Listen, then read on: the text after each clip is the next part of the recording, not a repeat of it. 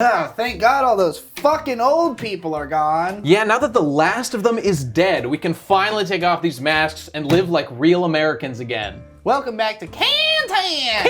KHANTEHNT! The show where we talk about anime that's popular, up to and including, what did we put on the screen here? Babylon! Oh no, that's right, we finished Babylon! But before you finish this episode, you should go over to our Subscribe Star page and pledge $10 to watch our bonus episodes about OVAs and whatnot. KHANTEHNT! ゾウに悪、罪、咎の意識が存在すると思うか？それは外から見ている我々が勝手にそう感じただけだろう。そう、それだよルカ。なんだ？つまり善悪というのは人間が後から名付けただけってことさ。Babylon was a fall 2019 anime that we were covering on KHANTEHNT in the very first leg of KHANTEHNT. That's right. We did the whole fall season. We had finished other shows, but not this one because there was an odd split season The show thing. stopped, not our fault. There were 7 episodes, and then it just kind of ceased for a long time. Did you end up watching episodes 8 through 12? Or I 9 watched through 12? 8 through 12. Okay. Did you miss one? No. Okay, I was good. making sure you didn't miss one. I 'cause told you said, the wrong numbers. I figured it out though. I yes. already knew. I was like, no, I'm pretty sure it was only 7. So before you fired these up, what was your recollection? Were you looking forward to it? Optimistic? I was not optimistic because people had told me that it goes downhill. Really? Yeah. Very interesting. Considering what people were telling me about how it went, it's always very interesting to see it for yourself, considering it was pretty good. It's pretty good, that's what I have to say. I don't think so. Really? I thought it was really boring. I'm not surprised at all, but I can't wait to hear why. Well, and it's funny because it was not bad in the way I expected it to be, because it was not like Kato the Right Answer or Hello World, which are the other two things that this writer did that were both fucking terrible. And both of those just kind of went super off the deep end in terms of like the concepts and like the justifications for why things were happening. So my expectation was that I was going to get some crazy explanation that like Magase Ai is like a space demon and like has to pass final judgment on humanity or some like weird insane shit. That did not happen, and that's good. What's bad is that I didn't really learn anything about what Magase Ai actually is or what her real motivations were. There was one line. Maybe she just wanted to die. Was this all a complicated way of killing herself? I think that you're right. There has been no like further characterization of Magase herself as to exactly why she's doing this. Other characters we're learning the motivations for. I mean, we go into depth about why people make the choices they're doing. A lot of the new characters that we're introduced to. She herself, we have not learned anything new about whatsoever.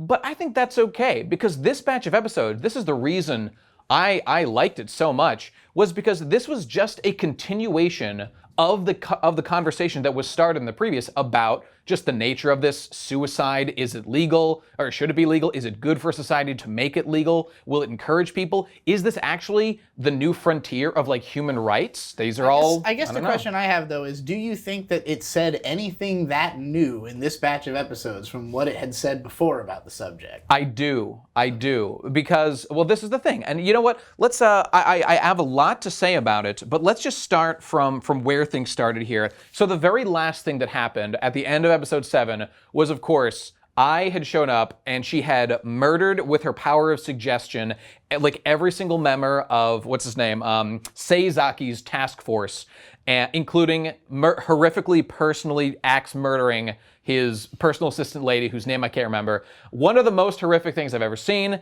and the point of this that I did it was just to make it crystal clear that like I'm evil. Yes. I want to fight you that just bitch as is be evil and needs to be stopped. I've been convinced. There were some great moments in this stretch of episodes. I was watching this with somebody who had not seen the first 7 and just explaining to them like what was going on. Sure. And there was a part where the main character's talking to the president, and I was like, he basically asked him like, why are you so obsessed with Magase Ai? And I immediately said, because that bitch is evil and needs to be stopped. And That's exactly what he said. Yeah, 5 lines later, he says exactly those words, and I was like, that's amazing. Like, this is the thing. So this whole show is a crime drama. I fucking love crime dramas in all mediums, and it's great. And this series... I'm usually not that into crime dramas. So. I'm not surprised. This show is definitely going to appeal to different people. And it should be pointed out, this is an adaptation of a novel originally. I can feel that this was a novel, down to its fucking bones. Probably was better as a novel in many ways. I mean, not to say that it doesn't succeed as an anime at all, but just that, like, I guess I understand why they cut this show into 2 parts. Like, again, my expectation was that the second half would be the crazy half. It's kind of the opposite. The first half is the crazy half where all the, like, crazy violent shit happens and people are jumping off of buildings. For the and, most part. like, Magase Ai is murdering just tons and tons of people. Almost no one actually dies in these last 5 episodes. Until the end. Yeah, there's very little mania and craziness. It's more about just continuing the conversation on suicide, like you said. I guess that for me watching this show, I had at no point really expected that the entire thing was going to be like a treatise on suicide. Like, that is what this show ultimately is. It's like a meditation on the subject of the legality of suicide. I don't even agree. You don't think so? While it is true that the show is focusing on suicide as the pivotal issue, I think that the show is actually really smart in that it is actually just using that to get at a larger issue that they haven't even really gotten to. And it's this, I mean, exactly as the characters do in their conversations. They say, look, suicide is complicated. We're having trouble telling what's right and wrong, what we should do. Good question? Is that what you're... Not even, yes, that is true. What is good and what is evil? But even more specifically, it's a question of like, how do people even come to an agreement on what is good, things like that? Because, like, I would say that the most interesting idea here is, like, it does become a meeting of world leaders where they do have to literally, like, justify their idea of what is good to even begin the conversation about how we're going to deal with these subjects. And see, all that was pure crack for me. I loved every fucking second all of that that was pure discussion. Wank for me. I'm not surprised. Well, no, okay, all right, Here's go the way on. I tend to look at it. Like, I can't help but think about the writer when I watch shows like this, and like the fact that one person is writing all of these characters, and they're all these like President Alexander W. Wood. By the way, our first gamer president in the history of mankind. Amazing. He's a hardcore MMO gamer. Yeah. Who did some legendary things in this game. He like built a town and like fucking. He invented a new strat. He invented the concept of juking in this game he plays, in World of Warcraft. It wasn't just that he built a town. It was that he discovered like an ore mine in the game and built an economy around it. Awesome stuff. Cool. This sounds like a great game. But yeah, so the president, is his initials. Oh yeah, That's what he's AWW. You hear him say it called the game. sometimes. He is actually a character. Did you notice? He appears in the intros, in the opening credits, as it used to be just Seizaki falling downward in the credits. Now that we're in, this is actually officially Arc 3 called Twisted World. I looked it up on Wikipedia. Twisted World. He appears, Alex. I want to live in a twisted world. Reminder to the audience that Magase means twisted. Oh, how interesting. And I means love. He appears. That's pretty much, that's the thing. He is a secondary main character for this arc and appears in the title screen. Seizaki's falling down, Alex is like moving upward. So the two are like the deuteragonists of this section. That makes sense. They put a lot of it really is. He really is a main character of this arc. Halfway through like episode 8, it just like drops the entire backstory of the president of the U.S. on us. Like starting from his early childhood up to his marriage, everything that led him to where he is, so that we would know who this guy is when it comes to making the decisions. That's cool. By the way, and Good even cooler than that, we get his backstory. It's presented to us when he's just a guy. We're just introduced to this guy named Alex. We get his full backstory. The first thing we learn is that he was a gamer, or that he was a kid with a tough life. He had sick, but he got over it. He was resolved to do what he could with his life. And one of the things he did was just get really into video games, and then he met his wife through the game, and he developed self-confidence with her help, and then Tall chick. We learned that, taller than him, which is, I don't know, pretty sexy. No, the hardest thing to believe about this whole story is that he met a smoking hot babe in World of Warcraft playing online. Well, okay. For what it's worth, that game seemed way more hardcore than WoW. Exactly why a woman would never play it. Yeah. But the point is, we learn his life and his thought process. We see him talking with his son, even about the issues of the day, about like, oh, is suicide okay? We've been hearing about this Shinzaki or whatever the place is called, where this law seems to be spreading. And then at the end of the episode, we find out that he is the president. And what that does is, first, as a man, we're learning about this guy and how he thinks about things and how he feels about stuff. And then only later do they add the layer that, by the way, this boy's the president. And then the whole political angle. I thought that was evident immediately. Like, I didn't.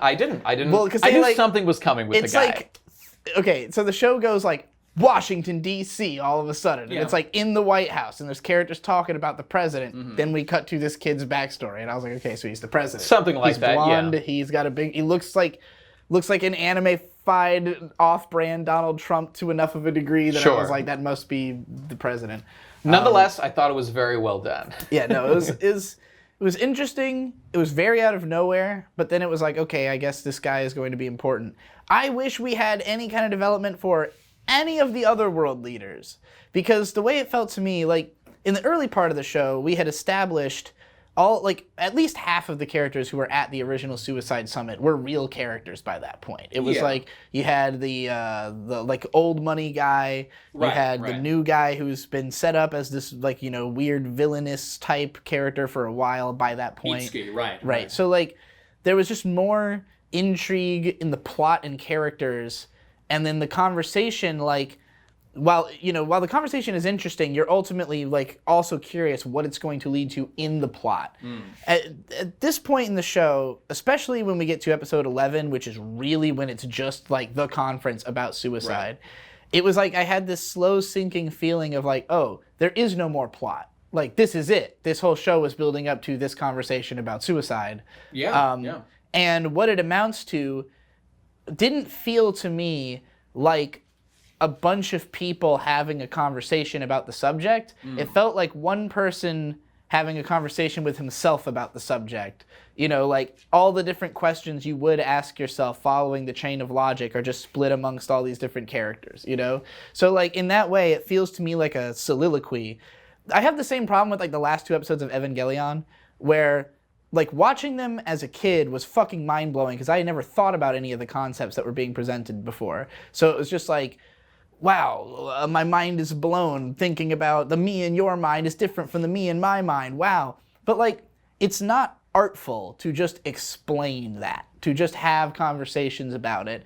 Like, the abstraction is what makes it something. I mean, it's like Huey's Law, right? Like, this show very much had Huey's Law at the start, knowing that it was going to break it and just become a conversation for people like you, you know, who are like, well, I am interested in that conversation. I want to hear it, you know. I would happily concede to anyone who felt that this show got boring because it didn't do stuff. Like, the fact that they were having the conversation, like, in weird space and, like, I mean, that stuff I thought was fine. I was just here for the conversation. This was not a great anime utilizing the mechanics of the medium to achieve some higher deal. It was just, in my opinion, really good writing of characters with interesting concepts bouncing off each other with just enough polish to like justify it being an anime at all. For me, the strength of those conversations, that debate, was so good. I fucking loved every second of it because it was real. Sure. Let's talk about what's cool about it. So from the start, we've set up the conversation where the first like half of the show, the first 2 arcs or whatever, we're introducing what's going on in, what's the place called? Shiniki, I think is the name of the sub-state in Japan that is supposed to be like a trial run at like new forms of government or whatever. And they're trying out the suicide law. This is the way it's being manifested.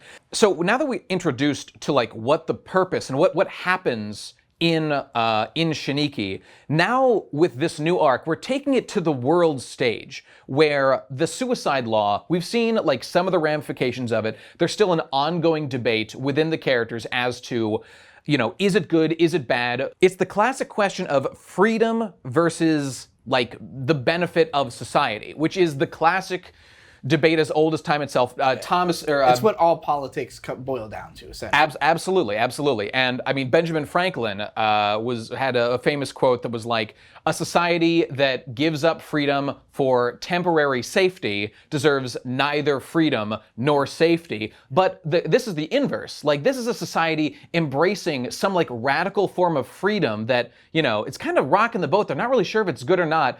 Like, is it fair to say that when you give up like the security, you're sacrificing both? I don't know. The whole point is there's a balance to be found between these two things. And this is the point, not to get too deep into it. It's that this show is having a real debate. The fact that these ideas have been kind of fleshed out in the first half of the show now are being exported, and we see that countries across the world are starting to adopt them. And it's focused for us on like the president of the United States. I actually was shocked to see that this idea really is being taken to the biggest possible stage. The stakes can't get any higher than they are now. I thought this was going to be a story of how like the population of Shiniki, or whatever, if I'm saying that wrong, forgive me. I think that's right.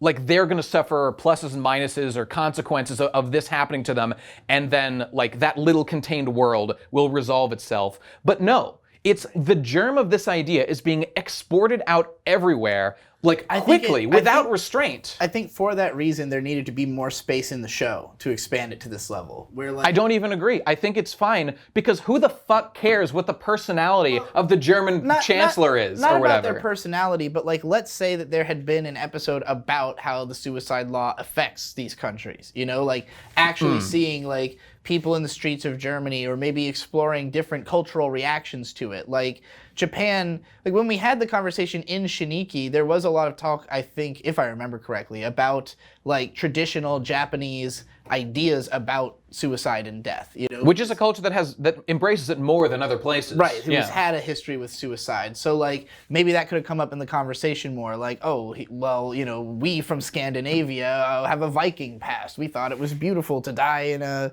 in battle, and what if you died in battle with yourself? That's still beautiful. Like, I don't know, something like that. I'll totally grant you that is absolutely true, but I think that was done with a purpose, because the particular narrative they're going for here is what happens when this idea gets rushed out like way beyond the checks and balances that would normally exist. And I'm not even, honestly, for the writer, that's the number one like issue with the fact, like, is the story at all realistic? Because there would be way more pushback than you're seeing in the show, and they're deliberately they're deliberately sidestepping like that problem. I think that was another issue I had, is that with this show, some of the conversations I just don't believe people would have like this well-mannered or considerate of like conversations what? on the subject. What's an example of one? Well, just like, I think that suicide is so, maybe this was more true of the earlier conversation in the show, just that like people's reaction to the mere idea of it is so, I guess, you know what, in fairness, the UK did have like,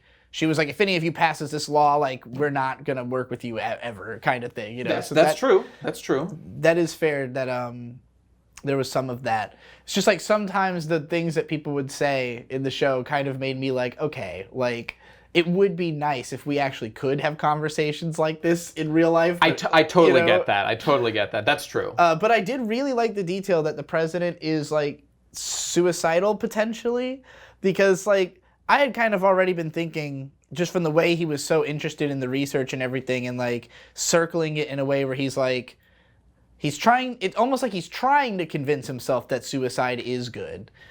He seems to be really trying to take it as a fair debate and not just be dogmatic about it. And there's a really hilarious part where he visits his priest and to talk about the Bible's interpretation of suicide, because as we've all probably heard, it's not okay to commit suicide in Christianity, but this priest has contention with that. He says, actually, if you read the 10 Commandments and boil them down to the idea that like, there were two ideas it was boiled down to: love God and love your neighbor. Right. And in that discussion, there really isn't, only by interpreting the commandment of thou shalt not kill in a broad sense of including yourself, then that qualifies. But does that count? That's the debate. And he was trying to say that love thy neighbor takes precedent over thou shalt not kill if the killing is your neighbor killing themselves and you're loving them enough to let them kill themselves. There's contradictions and complexity. I think this needs to be brought before the Pope,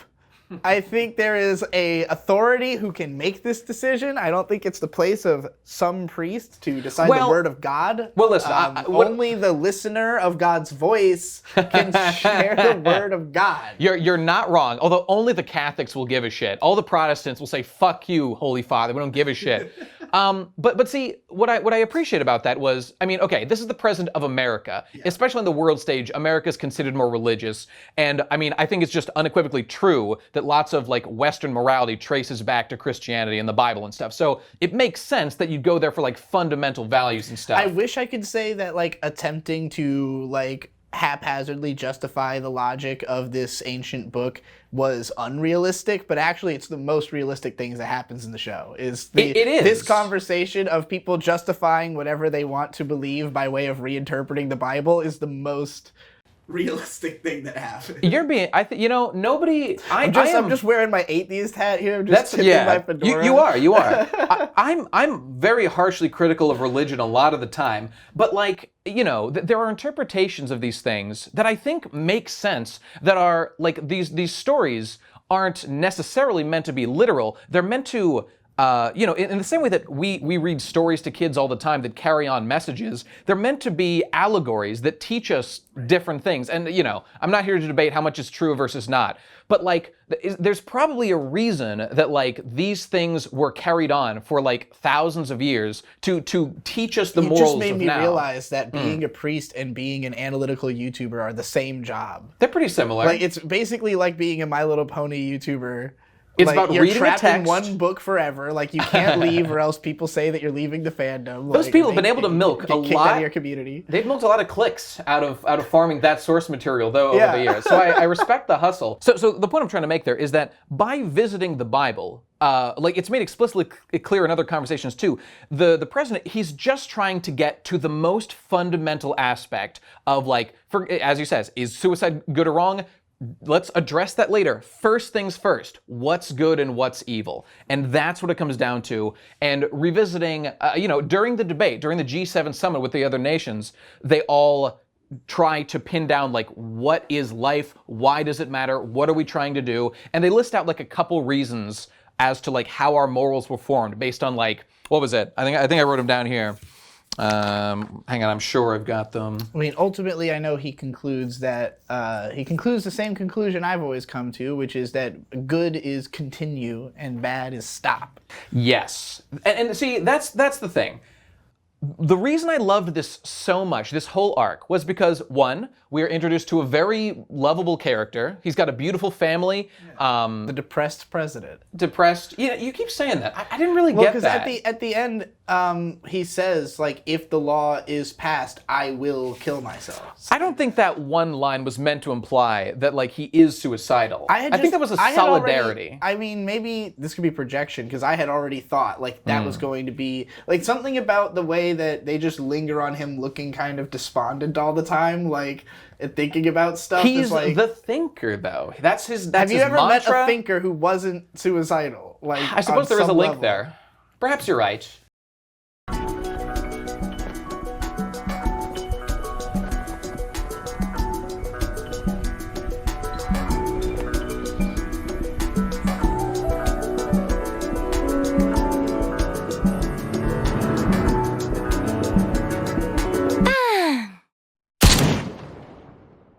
So among all the other good things, they do this deep discussion where they really try to hit, like, every angle of every perspective of the issue. It doesn't feel like dogmatic, like they're coming necessarily from one side or another. They're just trying to really get down to the reasoning of why they feel this way. And ultimately, they do actually arrive at a conclusion. They do not do a dramatic cutoff where watch next season to find out the secrets of life, the universe. No, they lay their cards on the table. That's so refreshing. They actually give you an answer, and we watch the thought process as he's maturing and as the thinker president is getting to that point. And so much of that process was so cathartic to see an anime actually fucking do that and not jerk you around. One scene that I absolutely loved was when, we had saw that when he was young and he meets his unusually beautiful wife who's playing an MMO and he's chickening out. He's gonna walk away from the date at the end of it because he feels like, I didn't earn this. I'm just some fucking asshole who plays World of Warcraft all day. But it's his wife grabs him. She slaps him as he's gonna walk away. And she's like, what are you doing? What are you doing? You're better than this. You're a unique person. You've made achievements that you don't even recognize because your self-esteem's too low or something. She acts as a rock and gives him a foundation to build self-confidence on. And then they get married and great things happen and they have a great life together. He becomes the president. Not bad. There's another scene later on here where we see basically the exact same thing happen. As he's grappling with this question of is suicide right or wrong, whatever, his wife just takes him aside, who, by the way, I was certain was gonna turn out to be Magase Ai in some weird twist of fate. Oh, every woman turns out to be her, except for two. I thought it was, before they showed her, I thought it was going to be her that he was playing with. I thought, that wouldn't have made any sense, though. Okay, but it did not turn out to be that. They have just another conversation, and this is the theme. This is the interesting theme they were getting at. She says, you've been fucking talking with people, you've been racking your brain about this thing. He's been trying to find an answer to this question of suicide that philosophers for thousands of years have been grappling with. Is our president so much smarter than all of them? No, he's not. So the wife just breaks it down. She's like, bro, you gotta stop torturing yourself. You need to just operate on your gut intuition, because throughout history, no person has ever had to make an important decision with all the information. That's not a thing. It doesn't exist. And that is the real thing going on. This show is incredibly, I don't want to use the word conservative, but it's really making a point that when systems get out of control, when radical new ideas come barreling down the pipe, there are vulnerabilities attached to it. So I think this show really is a testament to the dangers of embracing really rapid social change, what bad can happen with it, and more importantly, how people under the guise of trying to do good things are just actually using that to try to fuck up the world and ruin all human society, who the fuck knows? And that just definitely is something that can happen in life, and you should be on guard against it. And this is the main example of how it can be done. There is a famous quote that I think kind of encapsulates that, and it's not an endorsement or anything of this point, but Ronald Reagan had a quote that went if fascism ever comes to America, it will come in the form of liberalism, or point. And look, right or wrong, whatever you feel about the person, it's just there are excesses of both security and freedom. Right. And you've got to be on guard against whatever excesses come of both of those. And I think that gets to, this is what I was getting at before, rather than being about is suicide good or bad, what is good and evil, of course, is the fundamental question. But really the show is kind of about the battle between common sense and progress, which is just the classic left-right struggle as old as time itself. And this show, I think, happens to be about how common sense sometimes makes a little more sense than just progress that makes everyone a little uncomfortable, but I guess it's fine, right? So let's not question it. Sometimes it's appropriate to be a little cautious about these things. Yeah. I think there's also, just because you were bringing up the fact that his wife told him, follow your intuition, there's a great Donald Trump quote where he said, I realized... We're red-pilling everyone now. Yeah. Where he said, one of the most profound things I realized was that I don't have to be profound. It's good. It's good. That's also, ever since I heard that, I've been trying to live my life according to that axiom, because I realized that the dumbest thing I've done in my life is think way too much. Because thinking leads you down the path of, this show, the conversation that is had about suicide, all of his shit I've thought about, all of its conclusions I've come to myself. So for me, it's oh, this is what happens when you sit around and think too much, is the conversation goes in circles and eventually you have to make a instinctual decision like this guy does, So it kind of is like he observes as much information as he possibly can before he comes to his conclusion, and then at the end has to kind of say, okay, like, at something clicks and he realizes none of that information was important, it was this that was important, you know, and now I can make the decision. And I think that's where I tend to end up at the end of a whole lot of thinking, is right back where I started, you know, or inevitably going to make the same decisions I would have made anyways. So it's like, I think the job of the president is to be the person with the best gut, you know, like the person who can make the best gut decisions and is adaptable enough to correct after mistakes. You know, it's not about doing everything right the first time. It's about the adaptability to fix it afterwards. And of course, not that really happens in this show, but no, but we have a small scope here. And of course, in real life, you know, the danger is always that your common sense has embedded like falsehoods or bad things in it. So of course, there's always a fear. And, yeah. So the question here then being like, is the idea that it is common sense not to kill yourself really such common sense, you know, like, and yeah, that's the vehicle through which we get to this. But like the show, I mean, it really feels to me, I mean, it's made explicitly clear. All right, two factors, right, on both your hands. One, we've got characters attempting to change the entire world concept to legalize suicide. Yeah. On the other hand, we have a character with a almost magical ability to convince people to want to commit suicide. Is it possible that there is a link between these two events? Right. Could it be true? It would have been nice for there to be no, more women can't do anything wrong, so the answer is no. It would have been nice for there to be more explanation of what the link was between. Like, I just wanted there to be more explanation of how Magase did any of this. Again, it seems like her motive was just to spread suicide awareness or make more people die, kill themselves. I'm not... There's one line said about how, you know, in grappling with the fact that all his friends died and whatnot, he's like, she's got some form of hypnosis that she uses. Yeah. And it's described in more specific terms as, and you can see it on their faces, like his police detective friend who died or whatever said, it was like a release. It feels like coming. You're allowed to give into a temptation. And this is framed this way many times throughout. It's like giving into something that was always a desire there. Right. But it's implied that the resistance of giving into that desire is good, is what life is. Life is a continuing battle every day, which again, to not kill yourself. These are... Thank you for not killing yourself.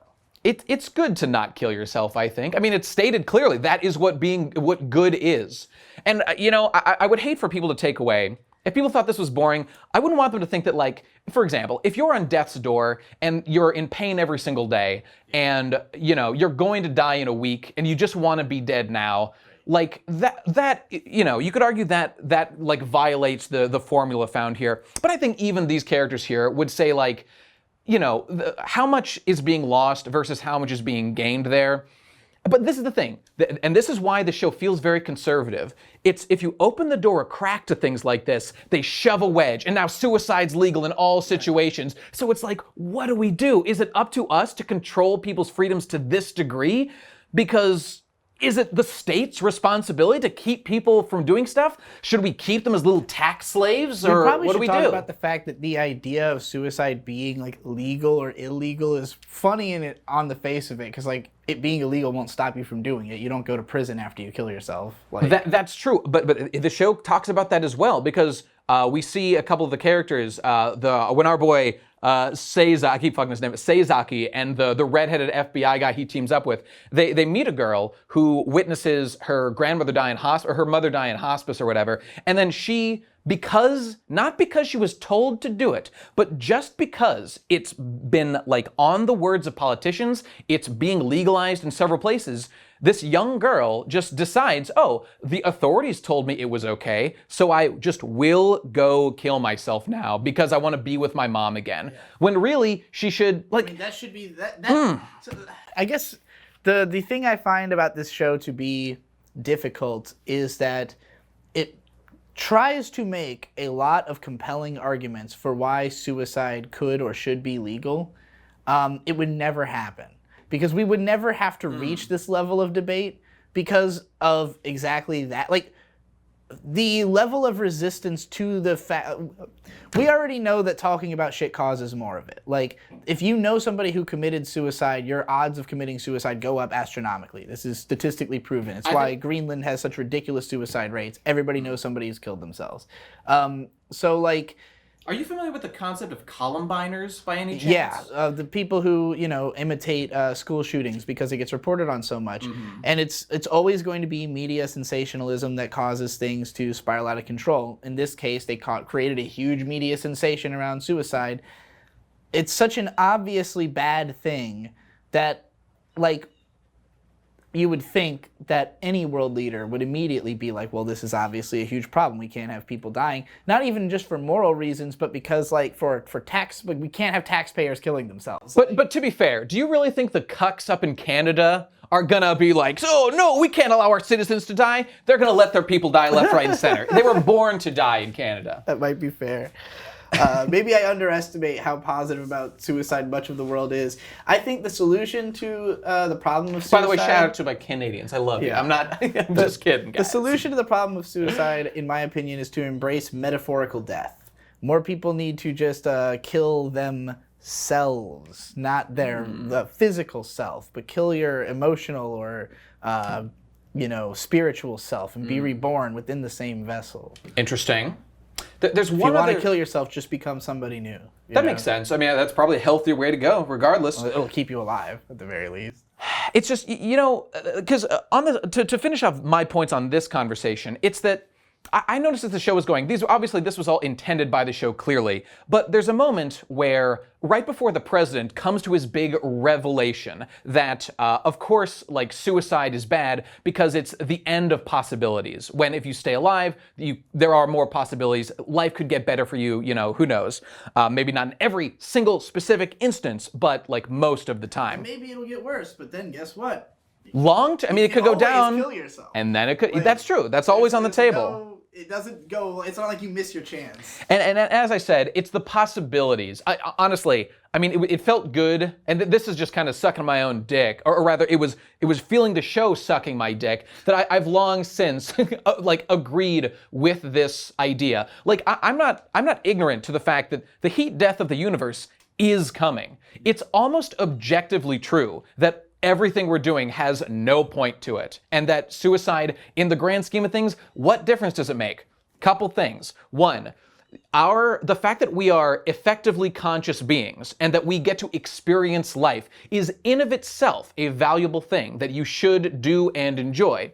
And then two, I am really not convinced that we know everything. Maybe interdimensional travel will just be discovered one day. Right. So why be pessimistic about it when there's thousands, billions of years to figure something out? It only will happen if you don't be pessimistic about it and keep trying. Like, so I just don't see any upside to being negative about these things just on a day-to-day basis. Sad things happen, I get it. But see, on the specific question of suicide, it's when the president was thinking about this and he had just talked the girl down from committing suicide, and I just was watching and I'm like, everyone was happy and cheering when the president talked the girl down. And obviously he had the same revelation, but... That was another thing, man. It was so dumb that they just accepted the premise of that.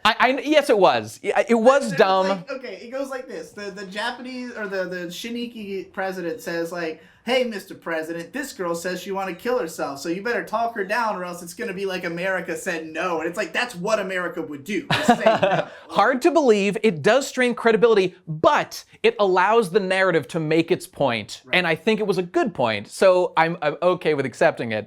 But see, it was on the subject of the actual debate. As soon as he talked that girl down from committing suicide, like, everyone around the world cheered. Why did they cheer? Because are we wondering at every moment, like, oh, should this person live or die right now? No, you're not wondering that. It's an instinct. It feels good. And again, I'm not saying that blind instinct is always good. I made that video, that little clip of Casey Neistat saying, don't think, just get back to work. That's a general rule, not an always applicable rule, but a general rule, and things can only be general when you're speaking in these kind of broad terms. Carlos, what's the meaning of life? Carlos, existentialism is a very dangerous thing. Ignore it, get back to work. So all that is absolutely fascinating, and I love these discussions These were fucking awesome. And you know, there's only one other like philosophical point. Actually, God, I talk way too fucking fast. I definitely think it's great that even if I didn't necessarily enjoy these episodes, we could still have like a 50-minute conversation about the topics. Has it been that long? Yeah. Probably.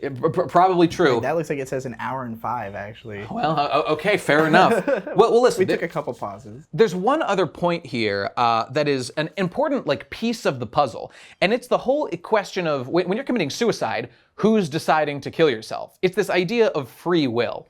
Because, as I said before, you've got people trying to legalize suicide, and you've got someone who is able to induce suicide in people.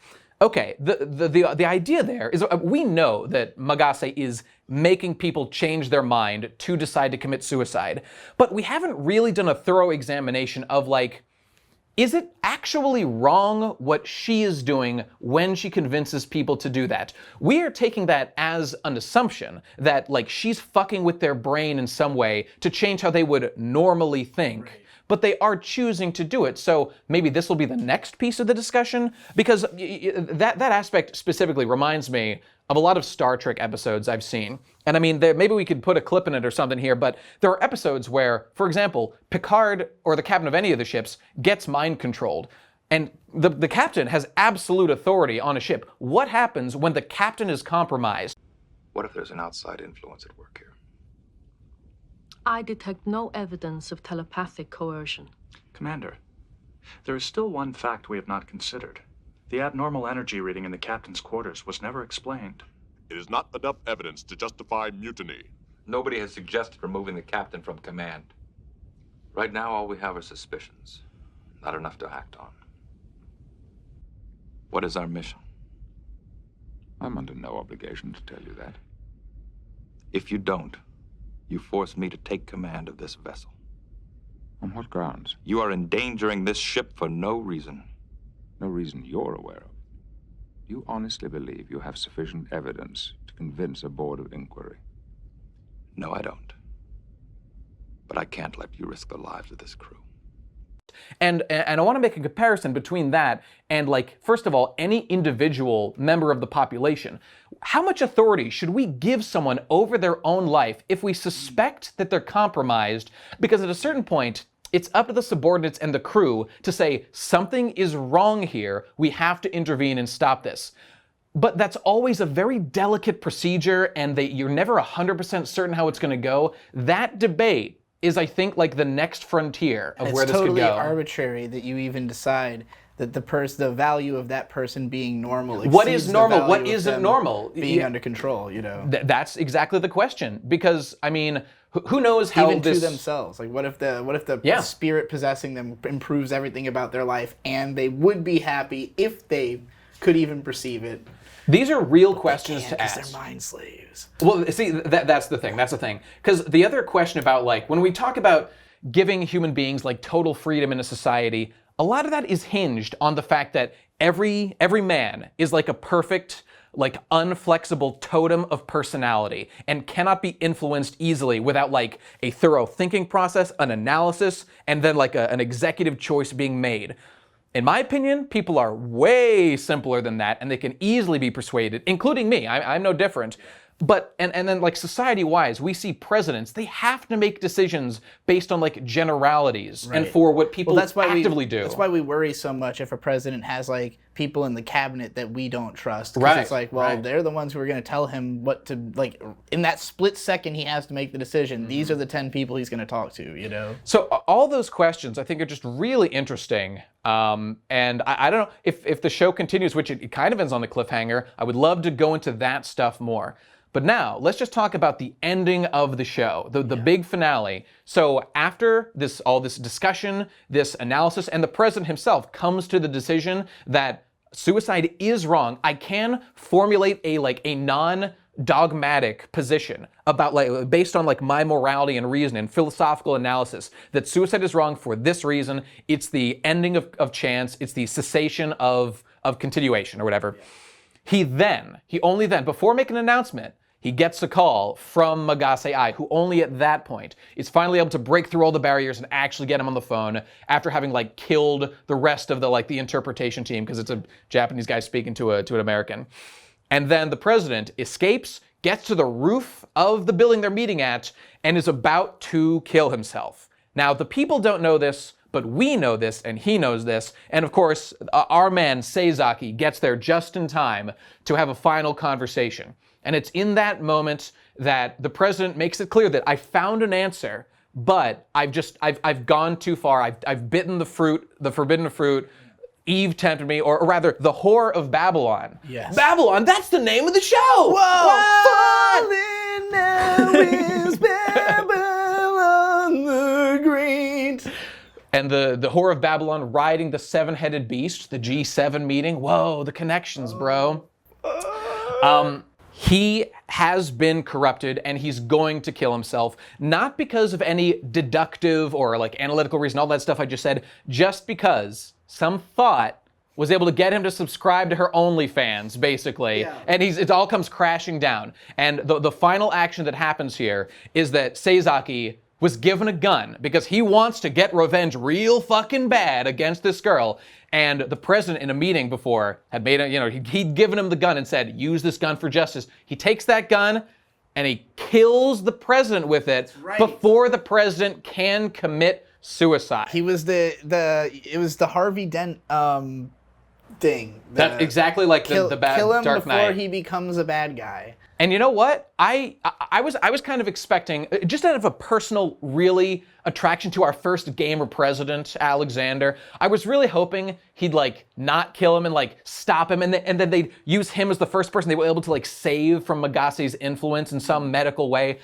But this also made sense too, and he's the president, his narrative can end here. He's dead, but Magase did not get her way, because obviously the point of this was to have the president have this big international thing and then commit suicide so that the whole world would break open and be like, suicide is cool, authority figures are doing it all over the place.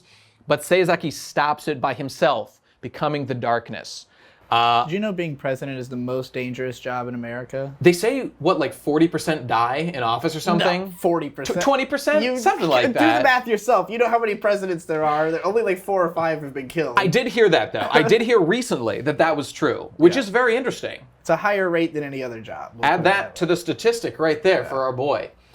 What'd you think of that? Because I'm gonna say I fucking loved it. I thought it was awesome. Yeah, I mean, I didn't see it coming. So that was like, I had thought that the Shiniki president was going to kill himself on TV. That would make sense. Definitely thought this president would kill himself on TV, and he almost does, shooting him down so he can't kill himself. I mean, like, there's certain things in the show where it's like there's emotional logic but not rational logic behind it, where it's like, yeah, I get what they're trying to say. It's like, oh, I shot him so he didn't kill himself, and symbolically, and it's like, would it have made that big a difference really? Like, you shot the president, that's now what your life is. I think based on the logic of the show, I think it absolutely would have made a big difference, because everything's worked that way so far. Right. So he did the right thing. He did the right thing in context. Justice. Killed the president. By killing the president. Which is not a good thing in the real world. Don't show up to our studio, FBI. No, I'm not advocating it. No. And then, hey, right at the end, Magase was right there behind him. Whoa! Now that was the part I was rolling my fucking eyes. But it's okay. They have their dramatic standoff at the very end, and then we cut to credits. So that's where we've left the plot. No, there's a gunshot, and then we cut to credits. So it is implied that he shot her. Okay. And then after the credits, she ain't dead though. We see his son with a woman that we assume is the wife, because we're like, what's happening with the wife and son? But it's Magase Ai with his son. So his son is definitely gonna die. That seems to be the implication. The family has been a long-standing, like, vulnerable spot that she will fuck with and murder. What happened to the wife? I mean, where is she right now? We don't know. Disemboweled probably. Most likely, yeah. So, all in all, I fucking loved this section. It was exactly the kind of shit I personally love in a show. The fact that it wasn't, like, beautiful. This is, like, exactly what we said last time we talked about, or I said. I don't really care that it wasn't beautiful because I loved the writing so much. Maybe I should watch less anime and read a fucking book once in a while. That might do something for me. Yeah. I don't know. I mean, I would say I would rather have read a book than have watched, like, I enjoyed the first half of the show. The second half was not, like, I expected a fucking train wreck. Like, I expected it to make no sense. Whoever said this was bad, I think you're a fucking idiot. You are a fool. This was good, especially if you liked the first half. How was this, like, way worse? I thought the first half had a much more interesting plot and characters. The second half was, like, a conversation that ultimately I didn't find that Give me those Star Trek episodes, just people talking in a room. That's all I want. Just rain it on me every fucking day. And then once in a while, have Magase disembowel a woman. And that's everything I like in life. But yeah, I mean, like, especially talking about it with you, divorced from just, like, sitting through the endless amount of talking that was going on. You know, I don't think it was a bad ending to the show. I think that there were contrivances, and I wish I knew more of what the fuck was going on. But ultimately, I'd give it like a 6. It was solid. Is that for the whole show or just for the these whole endings? show. Okay. I give it a strong 8 to a light 9, personally. It hits my strike zone so fucking perfectly. I mean, that's the best way. That's the best kind of show you can have, is one that's like just for you, you know? So it feels just for me. Good. Well, just for you all, we are going to record more content in a moment. Yep. That's it. You'll see it when it comes out. All right, everybody. See you next time. Oh, $10 bonus episodes. Go to the subscribe star, and we'll see you next time on KHANTENT. Bye.